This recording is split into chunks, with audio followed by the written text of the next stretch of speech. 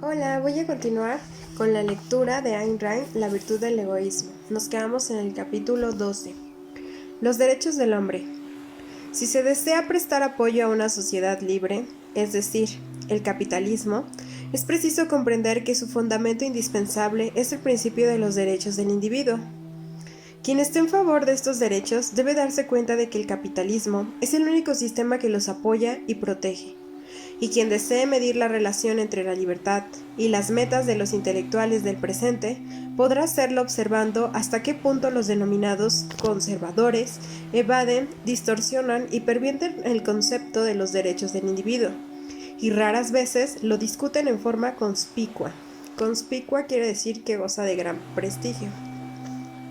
Los derechos son un concepto moral, el concepto que provee una transición lógica de los principios que rigen las acciones de un individuo a aquello que guía sus relaciones con los demás, el concepto que preserva y protege la moralidad individual en un contexto social, el vínculo entre el código moral de un hombre y el código legal de una sociedad, entre la ética y la política. Los derechos del individuo son el medio para subordinar la ley a la ley moral. Todo sistema político está basado en algún código de ética. Las éticas que predominaron en la historia de la humanidad fueron variaciones de la doctrina altruista colectivista, que subordinó al individuo a alguna autoridad superior, fuese mística o social. En consecuencia, la mayoría de los sistemas políticos fueron variaciones de la misma tiranía estadística, y solo se diferenciaron en el grado, no en el principio básico. Únicamente fueron limitados por los accidentes de la tradición, del caos, de las luchas sangrientas y de los colapsos periódicos. En todos esos sistemas la moralidad fue un código aplicable al individuo, pero no a la sociedad. Esta no estaba sometida a la ley moral, sino que era su corporación, su fuente o su intérprete exclusivo. Así, se consideró que el propósito principal de la ética de la existencia del ser humano era una devoción que implicaba un autosacrificio en favor del deber para la sociedad, dado que la sociedad no existe como tal, ya que solo está constituida por una cantidad de hombres individuales. Esto significó, en la práctica, que los dirigentes de la sociedad quedaban exceptuados de la ley moral, sujetos únicamente a los rituales tradicionales, poseedores de poder total, y que exigían una obediencia ciega basada en el principio implícito de que el bien es aquello que es bueno para la sociedad, o la tribu, o la raza, o la nación, y los edictos de los dirigentes con su voz en la tierra. Esto es válido para todos los sistemas estatizantes, en todas las variaciones de las éticas altruistas colectivistas, místicas o sociales. El derecho divino de los reyes resume la teoría política de los primeros y Vox Populi, Vox Dei, la voz del pueblo es la voz de Dios, la de los segundos. Como ejemplos, la teocracia egipcia en la cual el faraón era un dios encarnado, el mando ilimitado de la mayoría o democracia ateniense, el Estado benefactor administrado por los emperadores romanos, la Inquisición a fines de la Edad Media, la monarquía absoluta de Francia, el Estado benefactor de la Prusia de Bismarck, las cámaras de gas de la Alemania nazi, las masacres de la Unión Soviética. Todos estos sistemas políticos fueron expresiones de las éticas altruistas colectivistas, y su característica común es el hecho de que la sociedad se alzaba por encima de la ley moral, como si fuese un adorador de caprichos soberanos y omnipotentes. En consecuencia, políticamente todos estos sistemas fueron variaciones de una sociedad amoral. El logro más profundamente evolucionario de los Estados Unidos de América fue la subordinación de la sociedad a la ley moral. Al principio de los derechos individuales del hombre, representó la incorporación de la moral al sistema social, como una limitación del poder del Estado, como la protección del hombre contra la fuerza bruta de lo colectivo, como la subordinación de la fuerza del derecho. Los Estados Unidos fueron la primera sociedad moral en la historia. Todos los sistemas previos habían visto al hombre como un medio sacrificable en favor de los fines de los demás, y a la sociedad como un fin en sí misma. Los Estados Unidos consideraron al hombre como un fin en sí mismo, y a la sociedad como un medio para la coexistencia pacífica, ordenada y voluntaria de los individuos. Todos los sistemas previos habían sostenido que la vida del hombre pertenece a la sociedad, que ésta puede disponer de él como le plazca y que toda libertad de la que goce solo le ha sido concedido por gracia, con el permiso de la sociedad, que puede ser revocado en cualquier momento. Los Estados Unidos sostuvieron que la vida del hombre es suya por derecho, lo que significa por principio moral y por su naturaleza, que un derecho es propiedad del individuo, que la sociedad como tal no tiene derechos y que el único propósito moral de un gobierno es la protección de los derechos del individuo. Un derecho es un principio moral que define y confirma la libertad de acción de un hombre en un contexto social. Solo existe un derecho fundamental, todos los demás con sus consecuencias o sus corolarios. El derecho de un hombre a su propia vida. La vida es un proceso de acción autogenerada, destinada a la propia sustentación.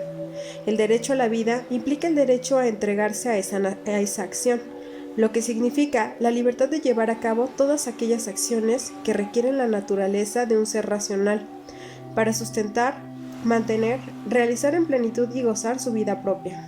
Tal es el significado del derecho a la vida, a la libertad y a la búsqueda de la felicidad. El concepto de derecho se refiere a la acción específicamente a la libertad de acción. Significa que un hombre está libre de toda compulsión física, coerción o interferencia por parte de otros. En consecuencia, para cada individuo, un derecho es una sanción moral positiva de su libertad, para actuar de acuerdo con su propio juicio, para el logro de sus propias metas, de acuerdo con su propia elección, voluntaria y no sujeta a coerción. En cuanto a sus conciudadanos, los derechos de un individuo no les imponen obligación alguna, salvo de índole negativa, abstenerse de violar sus derechos. El derecho a la vida es la fuente de todos los derechos y el derecho a la propiedad es la única forma de implementarlo. Sin el derecho a la propiedad no es posible ningún otro derecho, dado que un hombre debe sustentar su propia vida por su propio esfuerzo. El que no tiene derecho al producto de su esfuerzo no posee los medios para mantener su vida. El hombre que produce mientras otros disponen del producto de su esfuerzo es un esclavo.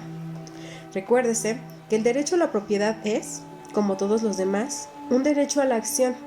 No es el derecho a un objeto, sino a la acción y a las consecuencias para producir o ganar ese objeto. No es una garantía de que un hombre obtendrá una propiedad, sino únicamente una garantía de que será suya si la gana. Es el derecho a ganar, conservar, usar y disponer de los valores materiales. El concepto de los derechos del individuo es tan nuevo en la historia humana que hasta el presente la mayoría de los hombres no lo han captado en forma integral. De acuerdo con las dos teorías éticas, la mística y la social, algunos hombres aseveran que los derechos son un regalo de Dios y otros que son una dádiva de la sociedad. Pero de hecho, la fuente de los derechos es la naturaleza del hombre. La Declaración de la Independencia especificó que los hombres son dotados por su Creador, con ciertos derechos inalienables. El hecho de que se crea que el hombre es producto de un Creador de la naturaleza, es decir, la cuestión del origen del ser humano, no altera el hecho de que es una entidad de tipo específico, un ser racional, que no puede funcionar con éxito si se halla bajo coerción, y que los derechos son una condición necesaria de su forma particular de supervivencia. La fuente de los derechos del hombre no es la ley divina ni la ley del Congreso alguno, sino la ley de la identidad. Y el hombre es el hombre. Los derechos son condiciones de la existencia requeridas por la naturaleza del hombre para sobrevivir de manera adecuada. Si el hombre ha de vivir en la tierra como hombre, está en su derecho al usar su mente, está en su derecho al usar su propio y libre albedrío. Está en su derecho al trabajar por sus valores y retener el producto de su trabajo. Si la vida sobre la tierra es su propósito, debe tener el derecho a vivir como un ser racional. La naturaleza le prohíbe la irracionalidad, la rebelión de Atlas. Violar los derechos del hombre significa compelerlo a actuar en contra de su propio juicio o expropiar sus propios valores. Básicamente, hay una sola forma de hacerlo, mediante el uso de la fuerza física. Existen dos violadores potenciales de los derechos del hombre, los criminales y el gobierno. El gran logro de los Estados Unidos fue trazar una distinción entre ambos. al prohibir al segundo disponer de la versión legalizada de las actividades del primero. La Declaración de la Independencia fijó el principio de que los gobiernos se instituyen entre los hombres para asegurar estos derechos. Esto proporcionó la única justificación válida de un gobierno y definió su único propósito correcto: resguardar los derechos del hombre al protegerlo de la violencia física. En consecuencia, se cambió la función del gobierno del rol de mandatario al de servidor. Fue instituido para proteger a los hombres de los criminales y la Constitución fue redactada para proteger a los hombres del gobierno.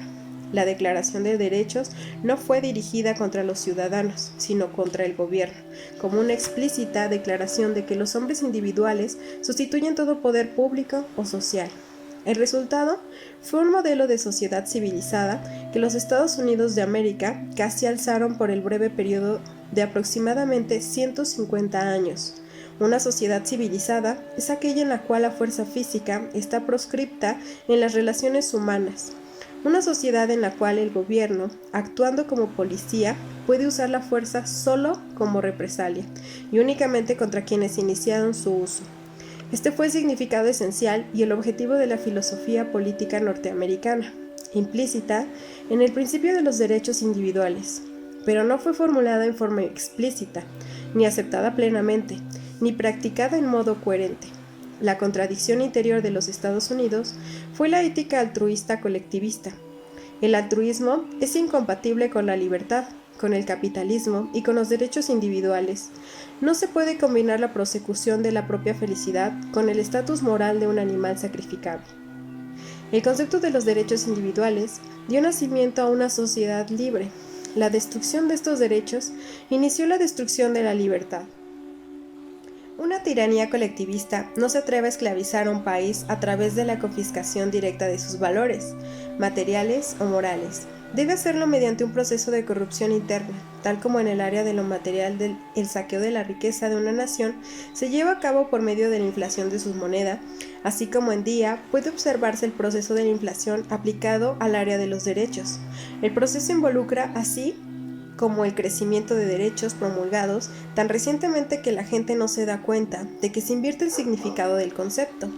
Así como el dinero malo desaloja al bueno, estos derechos impresos de índole proselitista niegan los derechos auténticos. Considérese el curioso hecho de que nunca hubo en el mundo tal proliferación de dos fenómenos contradictorios: nuevos derechos aparentes y campos de trabajo de esclavos.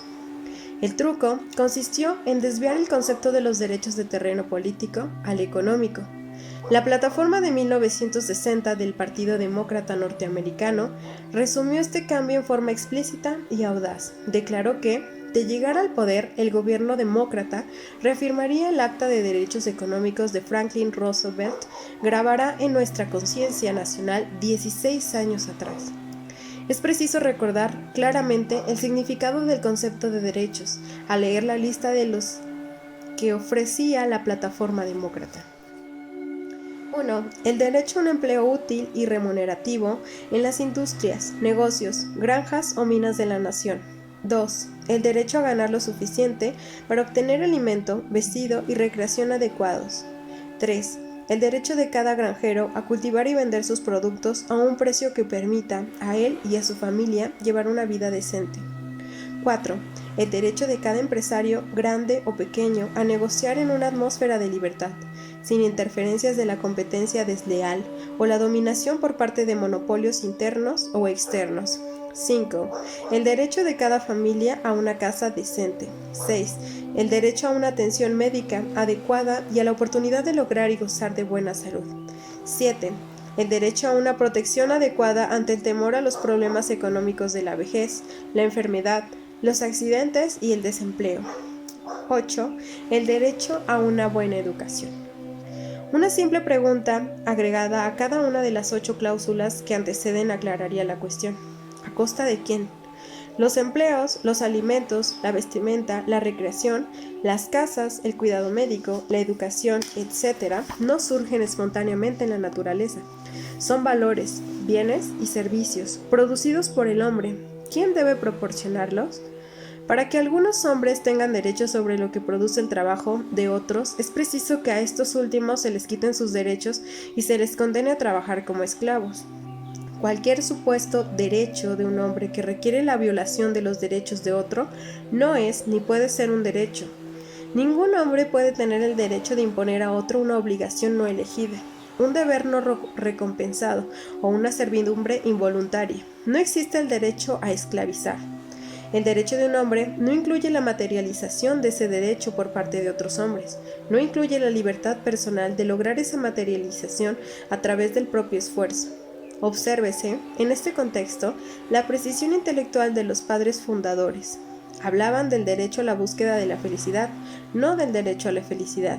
Esto significa que un hombre tiene el derecho de realizar las acciones que considere necesarias para lograr su felicidad, pero no que otros deban hacerlo feliz. El derecho a la vida significa que un hombre tiene el derecho de sustentar su vida por medio de su propio trabajo, en cualquier nivel económico, tan elevado como su habilidad se lo permita, no que los demás deban proveer a las necesidades de su vida. El derecho a la propiedad significa que un hombre tiene el derecho de realizar las acciones económicas necesarias para poseer bienes, usarlos y disponer de ellos, no que los demás deban proporcionarle esos bienes. El derecho a la libertad de expresión significa que un hombre tiene el derecho de expresar sus ideas sin temor a la represión, interferencia o acción punitiva del gobierno, no que los demás estén obligados a proveerle una sala de conferencias, una emisora de radio o una imprenta para que pueda hacerlo.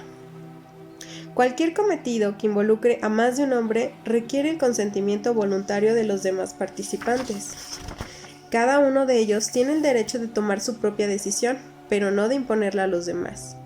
No existe el derecho a un empleo, sino solo el derecho a la libre contratación, es decir, el derecho de un hombre a aceptar un trabajo si otro elige contratarlo. No existe el derecho a una casa, sino únicamente el derecho a trabajar en libertad para construirla y comprarla. No existe el derecho a un salario justo o a un precio justo. Si nadie está dispuesto a pagarlo, a ocupar a un hombre o a comprar su producto, no existen los derechos de los consumidores, a la leche, el calzado, el cine o el champán, si ningún fabricante decide producir tales bienes. Solo existe el derecho de fabricarlos uno mismo. No existen los derechos de grupos especiales ni los derechos de los campesinos, de los trabajadores, de los empresarios, de los empleados, de los empleadores, de los ancianos, de los jóvenes o de los aún no nacidos. Solo existen los derechos del hombre, que son propiedad de cada hombre individual y de todos los hombres como individuos. El derecho a la propiedad y el derecho al libre comercio son los únicos derechos económicos del hombre, que, de hecho, son derechos políticos. No puede haber una declaración de derechos económicos. Empero, obsérvese que los defensores de estos últimos prácticamente han destruido los primeros. Es preciso recordar que los derechos son principios morales que definen y protegen la libertad de acción de un hombre, pero no imponen obligaciones a otros hombres. Los ciudadanos particulares no constituyen una amenaza a los derechos o a la libertad de otros hombres. El ciudadano particular que recurre a la fuerza física y viola los derechos de los demás es un criminal, y las leyes protegen a los hombres contra él. Los criminales son y fueron una pequeña minoría en todas las épocas y en todos los países, y el daño que ocasionaron a la humanidad es infinitesimal y se le compara con los horrores, las matanzas, las guerras, las persecuciones, las confiscaciones, las hambrunas, la esclavitud, la destrucción masiva cometidos por los gobiernos. Potencialmente, un gobierno es la amenaza más peligrosa a los derechos del hombre, ya que tiene el monopolio legal del uso de la fuerza física contra víctimas legalmente desarmadas.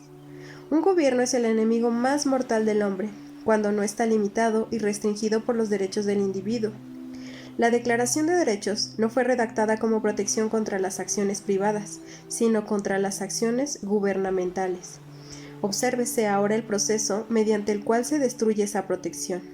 El proceso consiste en atribuir a los ciudadanos particulares violaciones específicas constitucionalmente prohibidas al gobierno, y que los ciudadanos particulares no tienen poder alguno para cometer, liberando así al gobierno de toda restricción. El cambio se está tornando cada vez más obvio en el terreno de la libre expresión. Durante años, los colectivistas han difundido la idea de que el rechazo por parte de un individuo particular a financiar a un adversario constituye una violación del derecho a la libre expresión del adversario y un acto de censura. Afirman que es censura la negativa de un diario al emplear o publicar artículos de escritores cuyas ideas son diametralmente opuestas a su política. Hay censura si los empresarios rehúsan publicar sus avisos en una revista que los acusa, insulta y difama.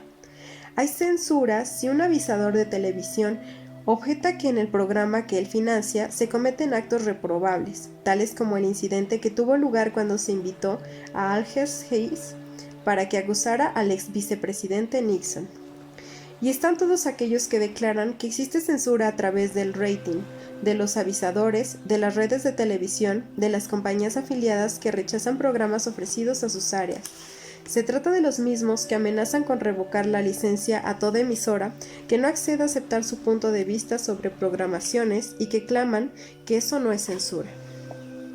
Considérese las implicancias de tal tendencia.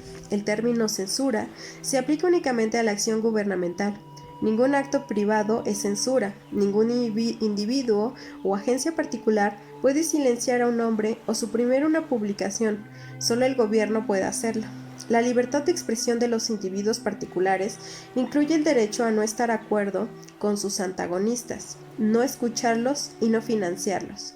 Pero según doctrinas tales como la Declaración de Derechos Económicos, un individuo no tiene derecho a disponer de sus propios medios materiales de acuerdo con sus propias convicciones y debe entregar indiscriminadamente su dinero a cualquier vocero o propagandista que se arrogue derechos sobre su propiedad.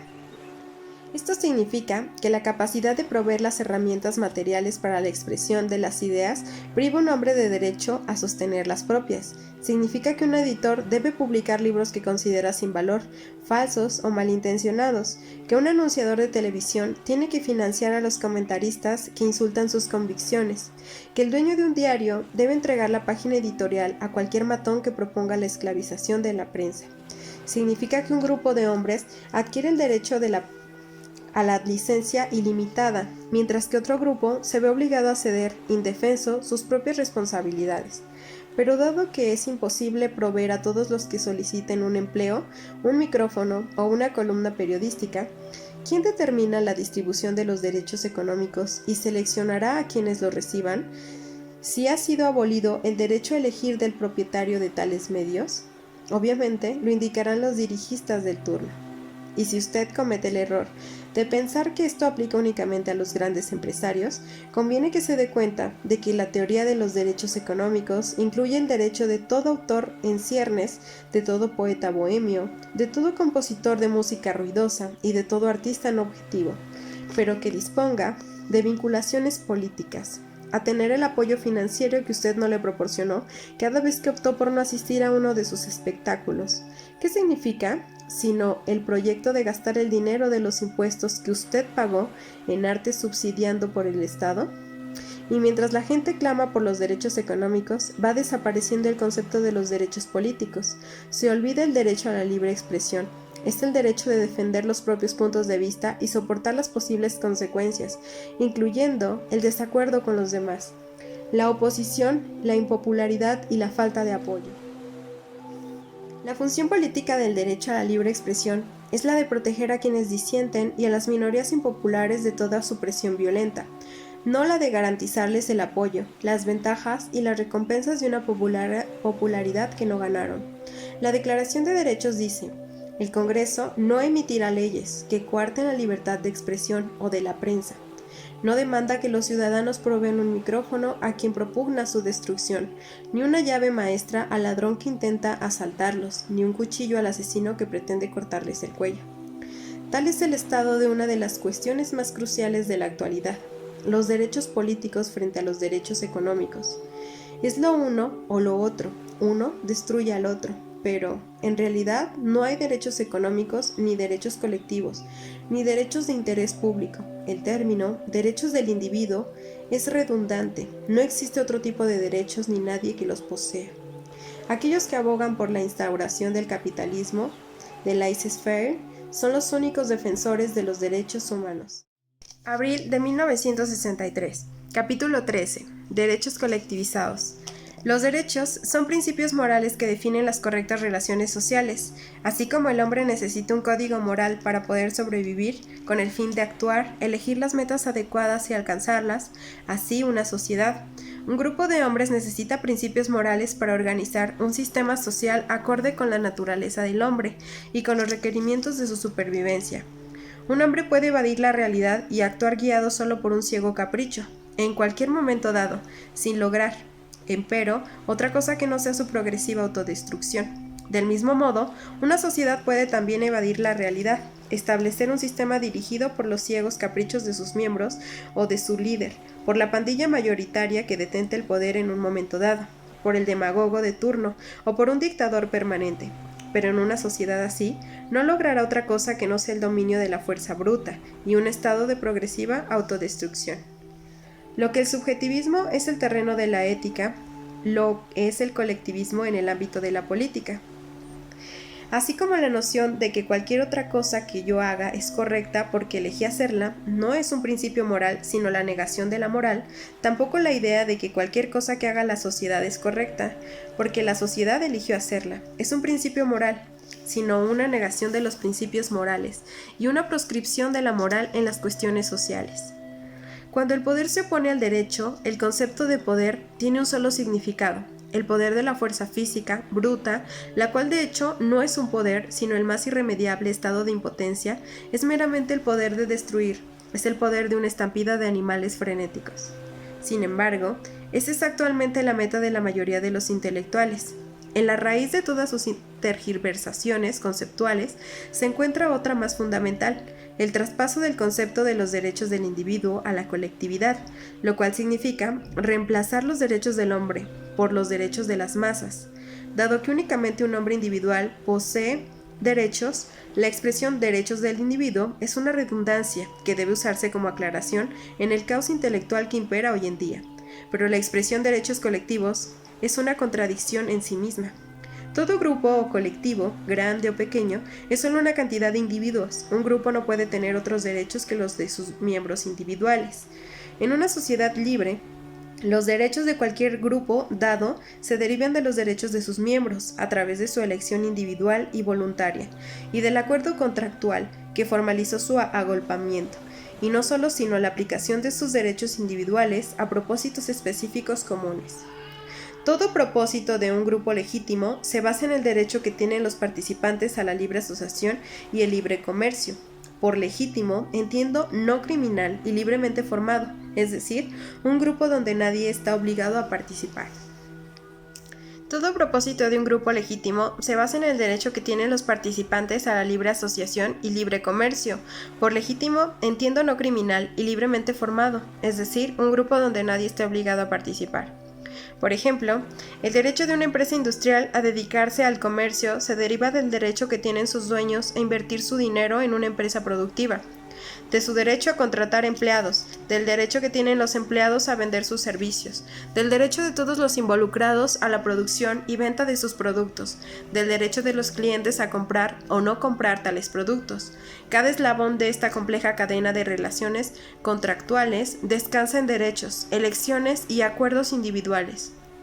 Cada acuerdo se encuentra delimitado, especificado y sometido a ciertas condiciones, es decir, depende de un intercambio mutuo en beneficio mutuo. Esto se aplica a todos los grupos y asociaciones legítimas en una sociedad libre, sociedades, empresas, partidos políticos, etc. También se aplica a todos los acuerdos de representación. El derecho de un hombre a actuar o representar a otro u a otros deriva de los derechos que tienen aquellos a los que representa, quienes lo delegan por elección voluntaria, para un propósito definido y específico, como en el caso de un abogado, un representante comercial, un delegado sindical, etc. Un grupo, como tal, no tiene derechos. Un hombre no puede adquirir nuevos derechos por el hecho de unirse a un grupo, ni pierde por ello los derechos que de por sí son suyos.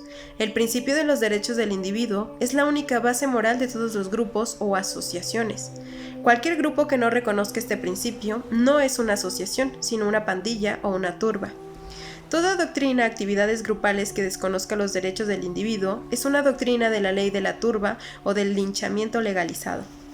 La noción de los derechos colectivos, la cual sostiene que los derechos pertenecen a grupos y no a individuos, significa que los derechos pertenecen a algunos hombres, pero no a otros, que algunos hombres tienen el derecho de disponer de otros como les plazca, y que el criterio para esta posición tan privilegiada consiste en la superioridad numérica. Nada podrá jamás justificar o dar validez a una doctrina semejante, y nunca hubo nada que la justificara. Al igual que la moralidad altruista de la que deriva, esta doctrina se fundamenta en el misticismo, sea en el antiguo misticismo de la fe en los dictámenes sobrenaturales, como en el derecho divino de los reyes, sea en el misticismo social de los modernos colectivistas, que ven a la sociedad como un superorganismo, como algún tipo de entidad sobrenatural separada y superior a la suma de sus miembros individuales. La amoralidad de esta mística colectivista es particularmente notoria como en día en relación con la cuestión de los derechos nacionales. Una nación, como cualquier otro grupo, es solo una cantidad de individuos y no puede tener otros derechos que los de sus ciudadanos individuales. Una nación libre que reconoce, respeta y protege los derechos individuales de los ciudadanos tiene derecho a su integridad territorial, su sistema social y su forma de gobierno. El gobierno de una nación, como esta, no es el dirigente, sino el servidor o agente de sus ciudadanos, y no tiene otros derechos que los que le fueron delegados por los ciudadanos para una tarea específica y delimitada, la tarea de protegerlos de la violencia física derivada del derecho de los ciudadanos a la autodefensa. Los ciudadanos de una nación libre podrán disentir sobre los procedimientos o métodos legales específicos que implementen sus derechos, lo cual es un problema complejo que corresponde a la ciencia política y a la filosofía de la ley.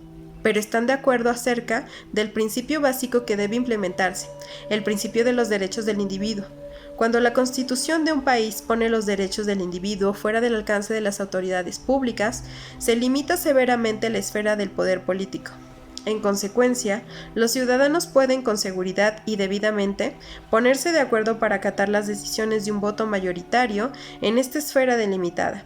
Las vidas y la propiedad de las minorías o de los que disienten no están en juego, no se hallan suspendidas al voto y ninguna decisión mayoritaria las pone en peligro.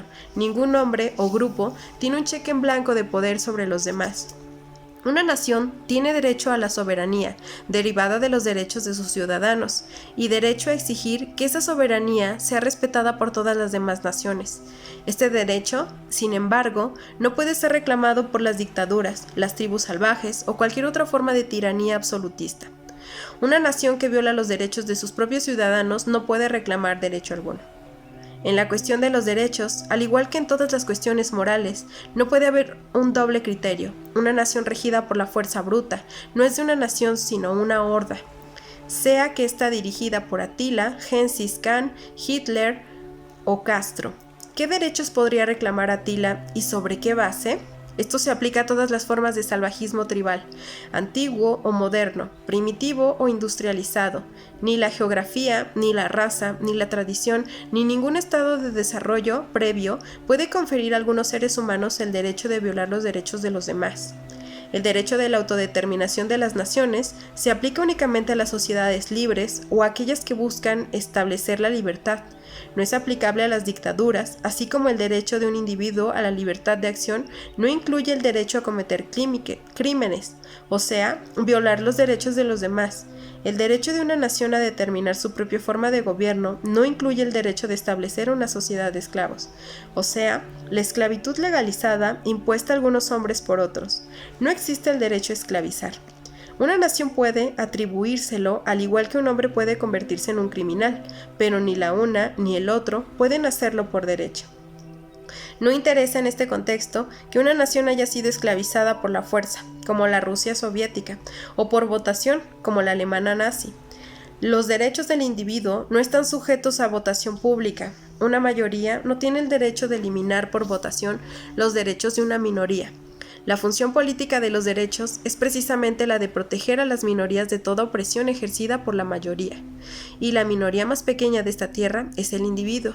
Una sociedad de esclavos, tanto si ha sido conquistada como si ha elegido ser esclavizada, no puede reclamar para sí derechos nacionales, ni el reconocimiento de tales derechos por parte de los países civilizados, tal como una banda de criminales no puede demandar el reconocimiento de sus derechos, ni igualdad legal con una empresa industrial o una universidad, basándose en el hecho de que sus miembros han elegido por voto unánime dedicarse a ese tipo particular de actividades grupales.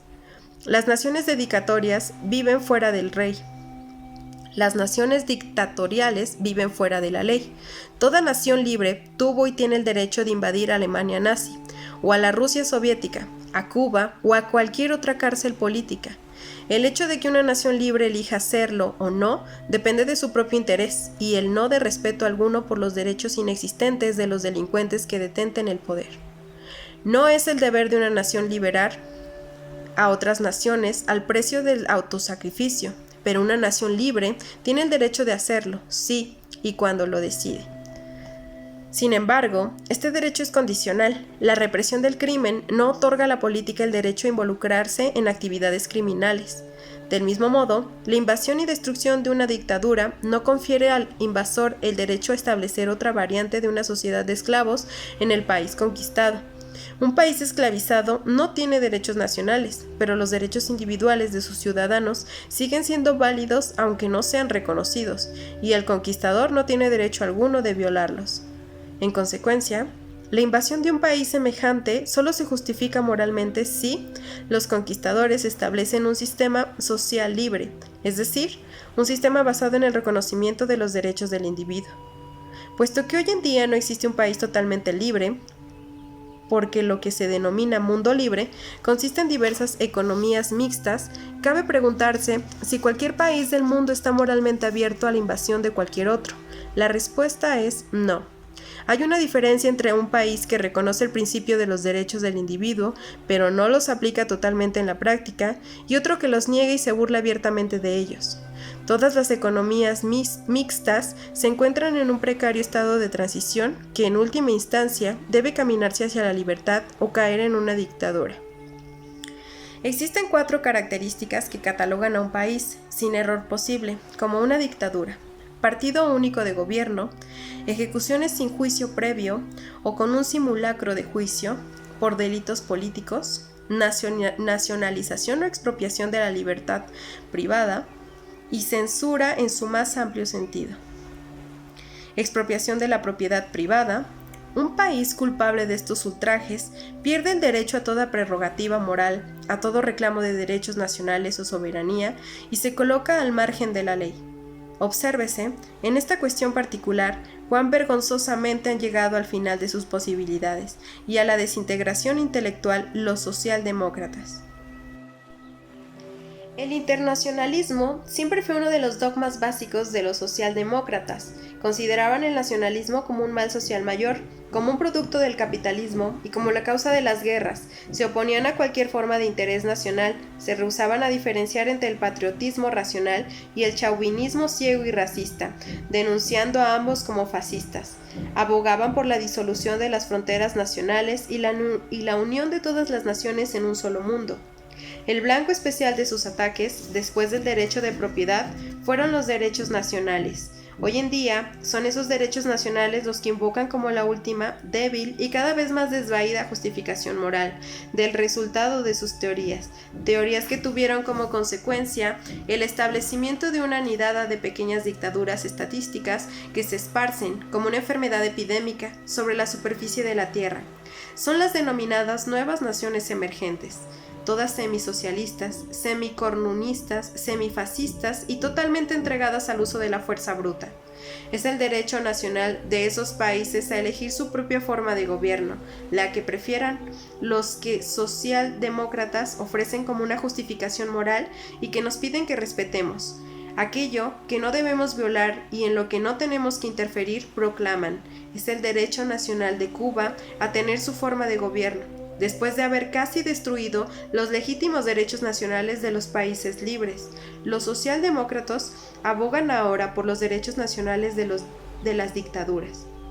Peor aún, no es simplemente el nacionalismo lo que defienden, sino el racismo, el primitivo racismo tribal. Obsérvese este doble criterio acerca de los valores, mientras que en los países civilizados del Occidente, los socialdemócratas todavía propugnan el internacionalismo y el autosacrificio global. Se concede a las tribus salvajes de Asia y África el derecho soberano de masacrarse mutuamente en guerras raciales. La humanidad está retornando a una concepción preindustrial, prehistórica de la sociedad, el colectivismo racial. Tal es el resultado lógico y el clímax del colapso moral de los socialdemócratas, que cuando comenzó como preludio a la colectivización de la propiedad, aceptaron la colectivización de los derechos. Su propia confesión de culpa se halla en su terminología. ¿Por qué usan el término derechos para designar aquello que defienden? ¿Por qué no predican lo que practican? ¿Por qué no lo nombran abiertamente e intentan justificarlo, si es que pueden hacerlo? La respuesta es obvia.